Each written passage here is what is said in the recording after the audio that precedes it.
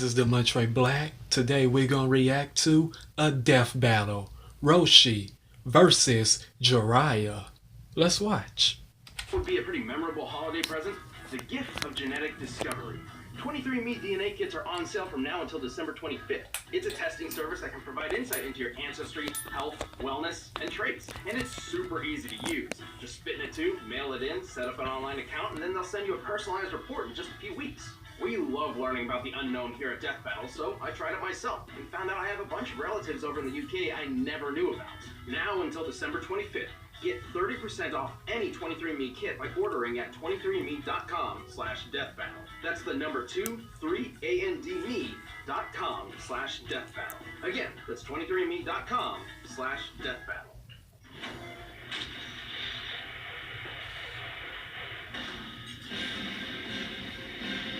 The finest warriors are never developed on their own. While some are simply molded by their enemies, the best usually seek the wisdom of a master. Who, for some reason, is a weird old pervert, like Roshi, turtle hermit and teacher to Dragon Ball's greatest hero. And Jiraiya, the Toad Sage and instructor to the most famous ninja of all. He's Wiz and I'm Boomstick. And it's our job to analyze their weapons, armor, and skills to find out who would win a death battle. Goku is, without a doubt, one of the greatest martial arts champions of all time. Well, yeah, he's good enough to rival gods, become a Super Saiyan, and even master Ultra Instinct. But he never would have achieved any of it without the guidance of Master Roshi. A martial artist who's so powerful, there's only one thing in the world that can stop him. Well, two things, really, if you get what I mean. I know your game, old man, and I don't want to play. Anyway, when he was a hip youngin', Roshi studied under the legendary Master Potato. Mutaita. And a kitty cat. These masters of ass-whooping taught Roshi how to weaponize his own life energy, or ki. Similar to many real-life Chinese martial arts, ki is a vital energy all living beings possess. The stronger and more focused you are, the greater your ki becomes. Roshi can use his ki to increase his power, pushing past his physical limits with a bunch of awesome techniques. He can fire explosive shots, go buff mode, stun foes with Thunder Shock Surprise, and even seal dangerous enemies away with the evil containment wave. It wasn't long until Roshi refined these techniques and created his own martial arts style, Turtle School. Creepy old man turtle school, creepy old man turtle school. Roshi and I have self-eating turtle, man. No, it's not about beating people up as slow as you can like I first thought. Turtle School, or Kame style, includes everything from tricky pressure point combat to a phony drunken style, which, if you ask me, is just a missed opportunity to get wasted. By delivering milk up a mountain, plowing a field with bare hands, working construction with simple tools, and being chased by both sharks and bees, all while wearing a 50-pound shell, Roshi's martial art focuses on breaking the wall of humanity in every way. Except for one.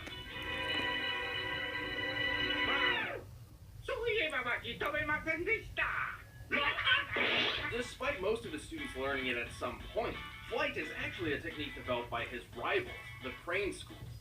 Apparently, Roshi's just been a bit too stubborn to properly learn the skill, even after centuries of experience. How long has he been doing this? Well, it's a little vague, but thanks to either a pet phoenix he accidentally killed, or the mysterious paradise herb, he's just shy of 360 years old. Damn! I'm just impressed he can still get it up for the girls after all that time. Boomstick, that's... well, I mean, yes, I guess medically speaking it is quite impressive. Where can I get me some of this paradise grass? I want to be chasing tail for centuries. Good luck with that. But with all of those years spent honing his talents, Roshi dedicated 50 of them to developing one revolutionary technique. Kame! Kame! Ha! Anyway... Gotcha. Anyway, to be honest, devastating is an understatement. Well, yeah, he blew up a whole freaking mountain with it. This peak was inspired by the real-life flaming mountains in China, standing up to 2,600 feet tall. With this in mind, we can find that to pulverize such a mountain, Roshi's Kamehameha must equal nearly 4 gigatons of TNT. Damn. But that's small stuff compared to the time he obliterated the entire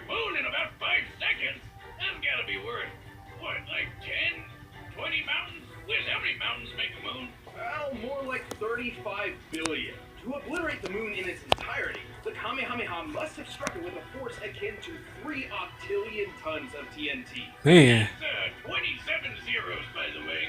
Holy shit, Roshi's also super fast. He can fight an entire battle in a blink of an eye. Which might seem crazy, but Roshi is also able to snatch bullets out of the air that are fired at him from point-blank range. That gun looks like a British Sten, which can fire up to 600 rounds per minute and a muzzle velocity of nearly 1,200 feet per second. That means Roshi would have to react to the first bullet within 5 milliseconds. Additionally, each consecutive bullet would reach him just shy of 17 milliseconds apart. The maximum distance between any given shot looks to be about 3 feet, which means he would have to be moving at 180 feet per second in order to catch them all. Oh, my hands can move that fast. I finally stopped getting married. This speed is far from his limit, but Roshi's true talent is ensuring his students grow further and further than himself every day. Sadly, Roshi's frailty of age means his body can't always express just how powerful he really is. And using too much ki energy can cause all sorts of problems, like when his master Pistachio died using the evil containment wave. But while Roshi's pupils may surpass him, he remains one of the smartest fighters on Earth. He's tough enough to take down dozens of Frieza's soldiers and survived a beatdown from an alternate universe wannabe Frieza. He even took a barrage of death rays like a champ. The same move that killed Vegeta many, many years ago. And in the Dragon Ball Super manga, Roshi is shown to be so collected in battle, his movements sort of emulate those of Ultra Instinct. Yeah, that's not technically canon, but it does go to show how far Roshi's training can take him. And it's safe to say that this old, perverted, but genius of a man will never stop training.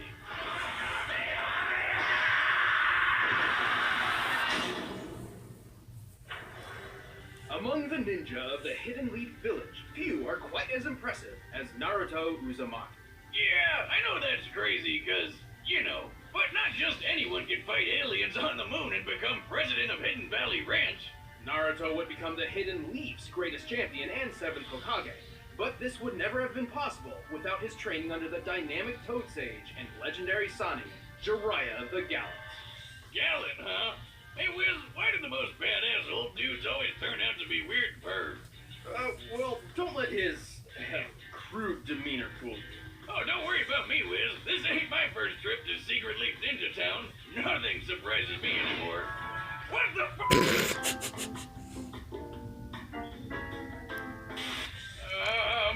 Anyway, Jiraiya originally learned the Shinobi Wave from the 3rd Hokage, who taught him how to use his chakra to do ninja magic. Similar to ki, chakra is a form of life energy. In Hindu and Buddhist theologies, chakras are, in simplistic terms, gates within the human body, which can be embraced to achieve enlightenment. However, in the world of Naruto, chakra is used to perform amazing ninja techniques called jutsus. Gesundheit. Thank you. Like most ninja, Jiraiya learned about 4 types of jutsus. Taijutsu, or hand-to-hand combat, ninjutsu, harnessing chakra as elemental weapons and tools, genjutsu, which covers illusion and mental manipulation, and senjutsu, a method of utilizing naturally occurring energy as an extension of oneself. Jiraiya mastered as many styles as he could, and even learned one of the greatest ninjutsu attacks out there, the Rasengan. With this, he gathers his chakra into a spinning orb of death modeled off the ultra-destructive tailed beast bomb. And that thing can wipe out a whole village all at once. And on the weird side, he can sharpen his twisted sister mane into a shield like a porcupine and fire the hairs out like a needle gun. Possessing a keen and mischievous mind, Jiraiya spent plenty of time developing brand new techniques, such as the invisibility jutsu, which you'd think would be perfect for stealth or assassination missions, but he actually developed it specifically for, research? Where else is a self-respecting writer supposed to get his, inspiration from? Clearly, Jiraiya sometimes took his tinkering a bit too far. On one such occasion, he accidentally teleported himself to a mystical land full of giant talking toads. Is you sure jutsu isn't just like another name for crack? After befriending the toads, Jiraiya trained under the sage Fukasaku, Where he learned a bunch of fire release techniques, like the toad oil bullet and flame bullet attacks. Now that's one impressive loogie. Jiraiya entered a pact with the toads, learning their ways and summoning them to the field of battle. As his own talents relied on trickery over brute force, such as hiding in shadows and manipulating his opponent's movements, the powerful toads were perfect allies. He could trap his foe inside a toad's throat, transform them into toads for interrogation, or even call a gigantic amphibian warrior to his side. Like the biggest grump you've ever seen. Gamabunta! I'm the one who's powerful, Lord Gamabunta, the chief toad! And you're the Shaka! Oh, Bunta, you crotchety old toad. And through Fukasaku's teachings, Jiraiya perfected the art of Senjutsu. Through their combined efforts, he entered a new mighty form called Sage Mode. Well, it takes a long time to get into. Sage Mode Jiraiya can do all sorts of things he couldn't before. Like the unpredictable martial art Frog Kata, and a deadly genjutsu, the demonic illusion Toad Confrontation Chase. Which sounds weird, so why don't we just call it your jutsu? Because if you get caught, your soul is trapped by these big guys who desperately want a high five, leaving your physical body totally open to a swift kill. Sage Mode also enhances Jiraiya's other abilities, turning his normal Rasengan into the unstoppable Big Ball Rasengan, which, according to the official databooks, is strong enough to carve away a mountain. Wiz, he's way more than just a mountain smasher. Jiraiya is quick enough to fight some of the fastest ninja around, like Kakashi and Itachi, some of which are fast enough to intercept lightning. The leader of a lightning bolt moves around 220,000 miles per hour, putting ninja like Jiraiya around speeds of Mach 280. Now I get why ninja are so awesome. Who needs guns when you're more than 100 times faster than bullets? While Jiraiya isn't exactly the strongest or fastest ninja around, he's certainly one of the most clever. Over time, he rose to become a legendary ninja and hero of his people, hailed by the honorable title of Sani. And he's a gutsy one, like when he used his tricks to take out 3 of the 6 members of the emo rock band Pain before they tore his arm off, crushed his throat in, and impaled him 5 times. But even while suffering excruciating agony, Jiraiya proved strong enough to power through and send a vital message to his most promising pupil, paving the way for the next generation of heroes before being swept off his feet one last time. You know, I guess he was a pretty gallant guy after all. As you can see, you fail! Jiraiya the Toad's Edge falls victim to no woman's charm. Rare beauties fall for me! When you reach the stature I have, ladies worship at your awesomeness! Alright, the combatants are set. Let's end this debate once and for all. But first, if you're as hungry as I am for this fight, you may be interested in Blue Apron. By now, you've probably heard of Blue Apron, the leading meal kit delivery service in the U.S.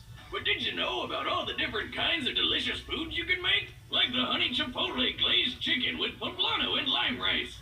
There's plenty to choose from, since they offer 12 new recipes each week.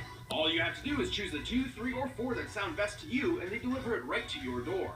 Plus, it's super simple to cook. It's got easy to follow instructions and perfectly proportioned ingredients. They're non-GMO, and the meat has no added hormones. My favorite part is feeling like a master chef, making creative and delicious meals with my own hands. You guys really need to try it out. It's pretty nice coming home knowing I'll have a delicious meal I can whip up with ease. So check out this week's menu and get your first 3 meals free at blueapron.com/battle. That's blueapron.com/battle to get your first 3 meals free. But right now, it's time for a death battle!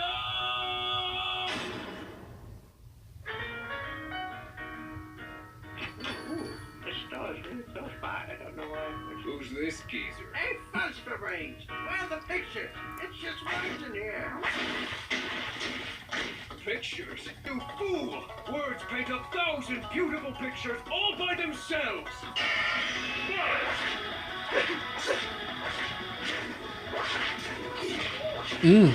Nice one, Jiraiya. Don't take it personally. Not like you wrote the damn thing. But I did!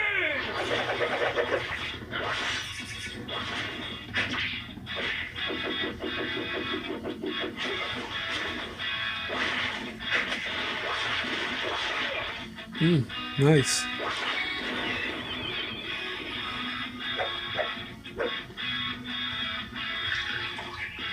the heck is this? You're stuck now, Baldy.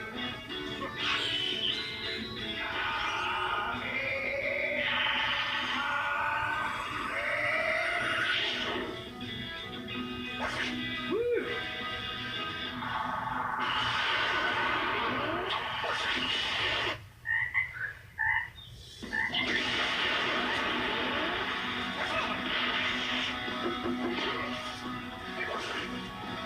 Muscle Jutsu!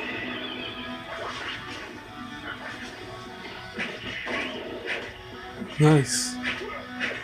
Ooh.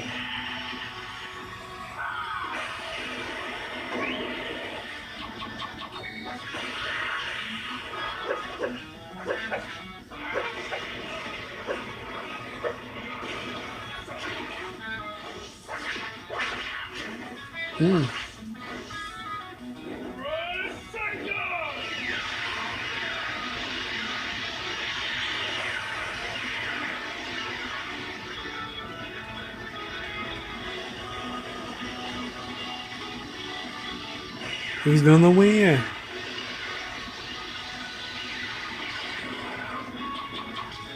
Summoning Jutsu! Jiraiya, you buffoon! What's this about? Hey there! Can you buy me some time? What? I'm not your servant. I'm the chief Toro of my blood.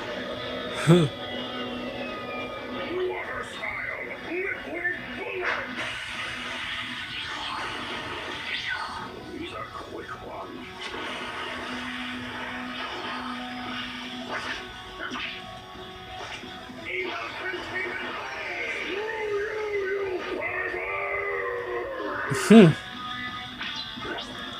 Only a coward let others do their fighting for them.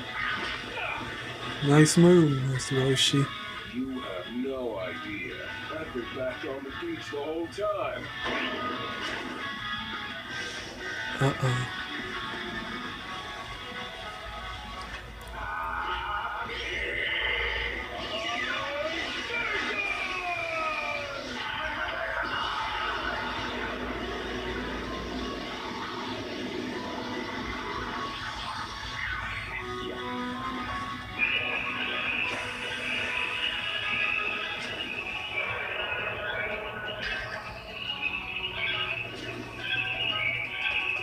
You old fool. I can't believe you fell for that. Let's end this. Ooh. It's over. KO.